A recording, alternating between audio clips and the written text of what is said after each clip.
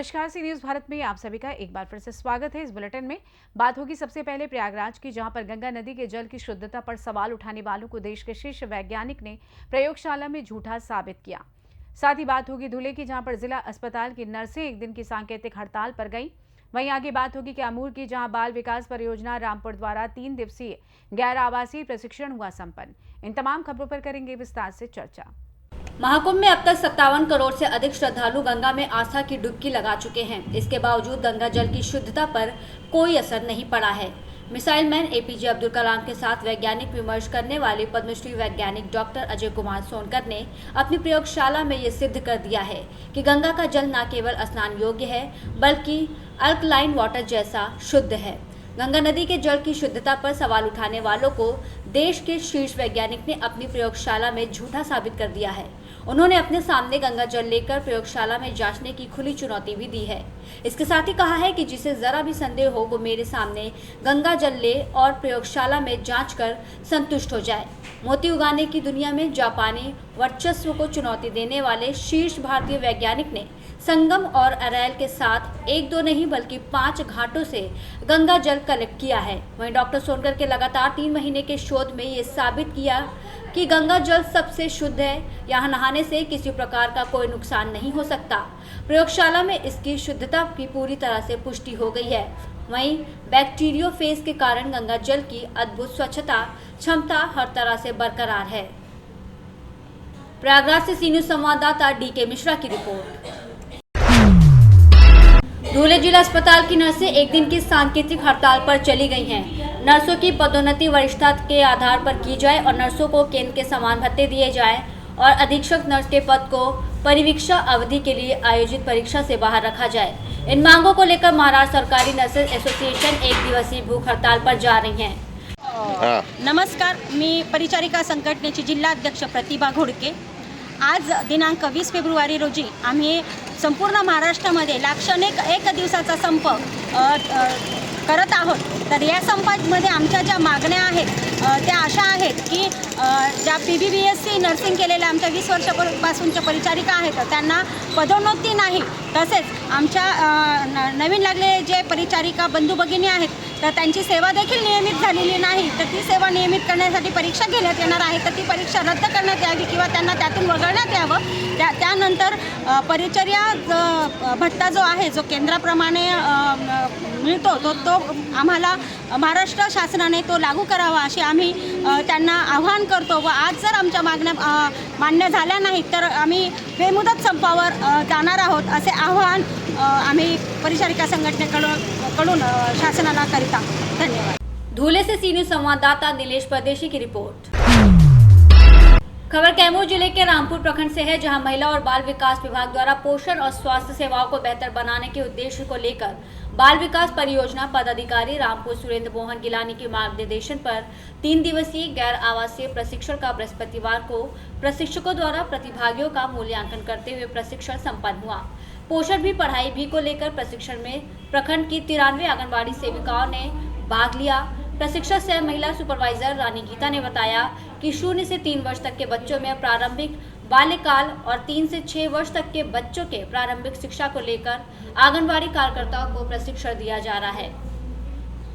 वहीं तीसरे दिन पोषण भी पढ़ाई को लेकर मास्टर ट्रेनर महिला सुपरवाइजर खुशबू निशा, BC रवि कुमार और सरिता कुमारी के द्वारा प्रतिभागियों को 6 छोटे समूह में बांटकर 6 विषयों पर चर्चा और बड़े समूह में प्रस्तुति कराई गई, जिसमें चित्र के माध्यम से कहानी, दूसरा 5 सब्जियों का चित्र बनाकर उसके खाने से क्या फायदा होगा, तीसरा 5 फल का चित्र बनाएं, उसमें पाए जाने वाले विटामिन का जिक्र करें।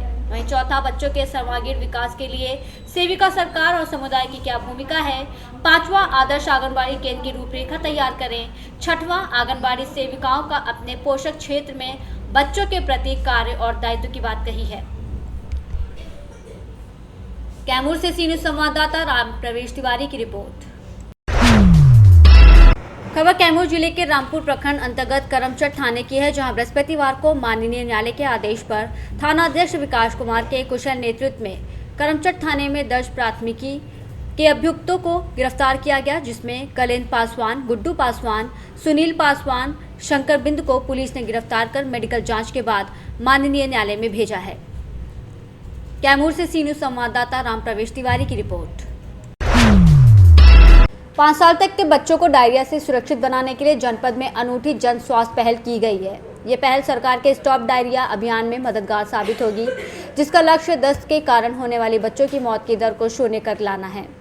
इसके तहत स्वास्थ्य विभाग के तत्वाधान में पॉपुलेशन सर्विसेज इंटरनेशनल इंडिया संस्था और केएनयू कंपनी के सहयोग से डायरिया से डर नहीं कार्यक्रम चलाया जाएगा।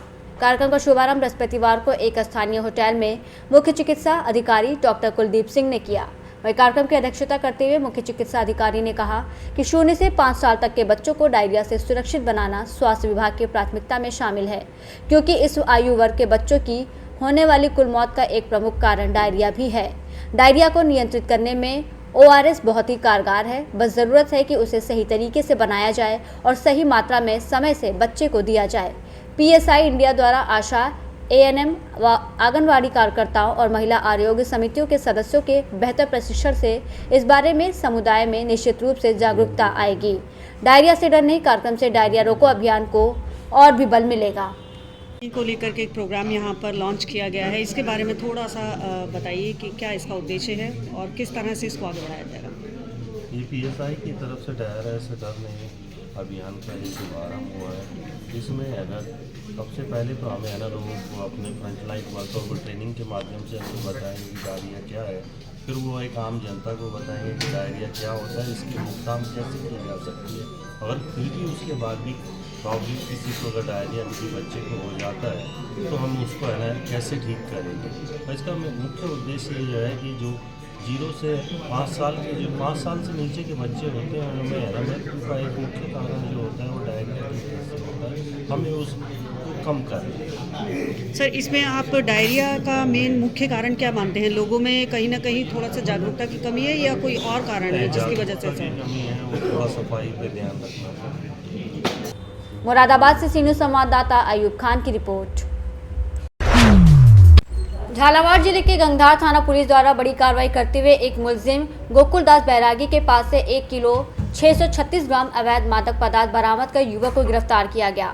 थानाधिकारी अमरनाथ योगी ने बताया कि पुलिस द्वारा अगस्त के दौरान रावतपुरा गिट्टी क्रेशर के पास खाल की पुलिया चोमेला पर मुलजिम गोकुलदास बैरागी को डिटेल कर उसके कब्जे वाले बैग की तलाशी लेने पर बैग में 3 पैकेट मिले, जिनको चेक करने पर तीनों पैकेट में अवैध मादक पदार्थ अफीम का होना पाया गया। तीनों पैकेट को वजन कुल वजन 1 किलो 637 ग्राम में जब्त कर मुलजिम को गिरफ्तार किया गया। वहीं मादक पदार्थ की अनुमानित कीमत 8,18,000 बताई जा रही है। वहीं मुलजिम से पूछताछ में बताया गया कि मादक पदार्थ बबलू प्रजापति विष्णुया से प्राप्त कर अबोहर पंजाब में अवैध मद्य पदार्थ के बारे में अनुसंधान जारी है। वहीं गोकुलदास को गुरुवार को न्यायालय में पेश कर पुलिस रिमांड प्राप्त किया जाएगा। कार्रवाई में गंगाधर पुलिस थाना अधिकारी अमरनाथ जोगी, विनोद कुमार, ब्रिजेश कुमार, नारायण सिंह सहित पूरी टीम का योगदान रहा। झालावाड़ से सी न्यूज संवाददाता राज की रिपोर्ट। उत्तर प्रदेश कांग्रेस कमेटी निशक्त जन प्रकोष्ठ के प्रदेश महासचिव तन्मय श्रीवास्तव दिव्यांगों के साथ सदर बीजेपी MLA पंकज गुप्ता के आवास पर पहुंचे और सरकार द्वारा दिव्यांगों के साथ अन्याय किए जाने की नारेबाजी करने लगे।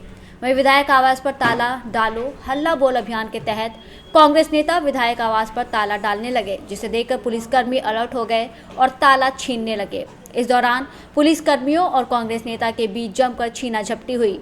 पुलिस ने ताला छीनकर विधायक आवास को सुरक्षा के घेरे में लिया। वहीं विधायक की अनुपस्थिति में उनके ब्लॉक प्रमुख भाई नीरज गुप्ता ने ज्ञापन लेकर उचित कार्रवाई का आश्वासन दिया है। बता दें, उत्तर प्रदेश कांग्रेस कमेटी निशक्त जन प्रकोष्ठ के प्रदेश महासचिव तन्मय श्रीवास्तव अपने सरकार पर दिव्यांगों के अधिकारों को खत्म करने का आरोप लगाए हैं। कांग्रेस नेता ने कहा कि मुख्यमंत्री, राज्यपाल और स्थानीय विधायक से दिव्यांगों की समस्याओं को लगातार ज्ञापन देकर अवगत कराया गया, मगर कोई भी कार्रवाई नहीं हुई।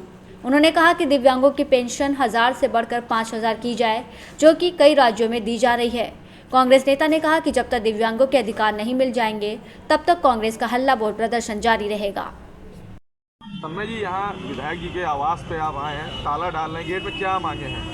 देखिए, लगातार भारतीय जनता पार्टी द्वारा दिव्यांगों का शोषण और दिव्यांगों को खुंदला किया गया है, जिसके चलते हम लोग लगातार विधायक जी के माध्यम से, मुख्यमंत्री के माध्यम से, राज्यपाल महोदया के माध्यम से कई बार सड़कों तौर कर चुके हैं। यहाँ से लेकर लखनऊ तक हम लोग सड़कों तौर पे हैं और आज पूरे उत्तर प्रदेश में विकलांग प्रकोष्ठ प्रत्येक विधायक के घर में ताला डालो और हल्ला बोलो के नारे के साथ ताला लगा रहा है। हमारी मांगे जो है सिर्फ यही है कि हमें 5,000 तक पेंशन कर मिल जाए, क्योंकि दिल्ली में किस तरह से 5,000 पेंशन है, राजस्थान में 5,000 है, हर राज्य में 5,000 पेंशन है। लेकिन हमारे उत्तर प्रदेश का हाल ये है कि यहाँ 1,000 रुपये विकलांगों को दिया जा रहा है और सिर्फ खाना पूर्ति करके। अभी तो हम आपको एक बात और बता दें कि ये जो विरोध है ये हमारे 1.5 लाख विकलांगों की पेंशन रोकने की साजिश जो की जा रही है सरकार द्वारा, ये बहुत बड़ा घातक व्यवहार है जिसको हम लोग नहीं बर्दाश्त करेंगे और हम लोग लगातार इसी तरह सड़कों पर आंदोलन करते रहेंगे। भाजपा के कोई जो सांसद जी हैं कहीं और भी गए हैं इसके पहले? देखिए सांसद जी गए हो नहीं गए हो, हम लोग ने हर जगह मांग उठाई है, लेकिन उन मांगों को आज तक सिर्फ अनदेखा किया गया है। उत्तर प्रदेश की सरकार सिर्फ झुल्लों की सरकार है। अभी तक गुंडी रही थी, अब अंधी भी हो गई है। हमारे कागज दिए जाते मैंने 24 में नवंबर में विधायक को एक ज्ञापन दिया था, वो ज्ञापन का जवाब आज तक नहीं आया, ना ही उस पर कोई कार्रवाई हुई। अगर ऐसे ही चला तो विकलांगों को ये जो सरकार ख़त्म करने वाली है ये ख़त्म नहीं होने देंगे। विकलांगों की आवाज़ ऐसे उठेगी। और आपको बता दें 22 तारीख को मैं जल समाधि लूँगा इस सरकार से पीड़ित होकर और 24 तारीख को लोक भवन में हम लोग पूरे उत्तर प्रदेश के लोग ताला लगाने का काम करेंगे।